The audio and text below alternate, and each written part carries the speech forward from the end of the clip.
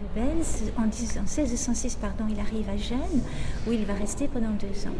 Et il est absolument époustouflé par le niveau de vie de Gênes, qui est la grande rivale de Venise, où la noblesse, on n'est pas trop sûr que ce soit une vraie noblesse, parce que ce sont surtout des marchands. Mais ces marchands vont commander à Rubens des portraits dans lesquels il ressemble aux personnages royaux, aux princes, aux nobles, etc. Et donc, en fait, ce qui est intéressant dans ce portrait-là, c'est qu'ils ont un tel goût du paraître qu'ils vont demander à Rubens de mettre en exergue la beauté des membres de la famille en les confrontant à des gens très laids. Ils avaient des nains autour d'eux pour montrer à quel point eux, ils étaient bien faits et beaux par rapport aux nains qui sont affreux. Donc il porte des vêtements noirs en plus, donc il n'a pas de couleur, etc. C'est exactement comme chez Velázquez.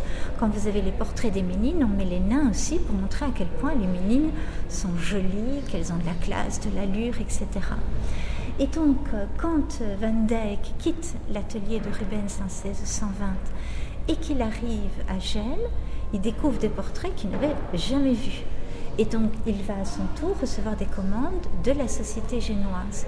Mais il y a une différence fondamentale entre les deux artistes, c'est que autant Rubens fait le portrait de la fortune de cette société, autant Van Dyck va introduire le portrait psychologique, tout en nuance, tout en retenue, en élégance, beaucoup plus sobre.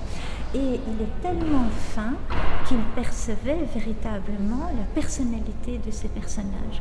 Donc ils sont représentés finalement avec plus de dignité que la femme ici qui est présentée comme une jeune fille à vendre.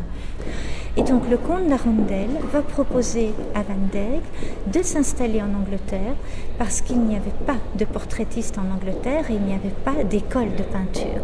Donc Van Dyck va créer une école de peinture, la première en Angleterre, et lancer le portrait anglais.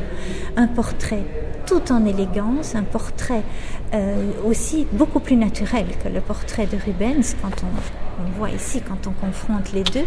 Mais Rubens a fait des portraits par la suite beaucoup plus naturels aussi. Mais donc, cette école, vous l'avez devant les yeux avec Lawrence et avec Gainsborough, avec Reynolds, etc. Et la grande nouveauté que Van Dyck va introduire dans le portrait en Angleterre, c'est le paysage. Donc lui ne va pas peindre la richesse matérielle, il va peindre la beauté des propriétés de ces familles.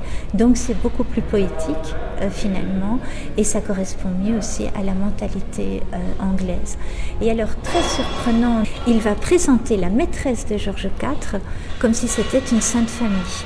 Donc vous voyez la Vierge à l'enfant, et vous avez même le berceau.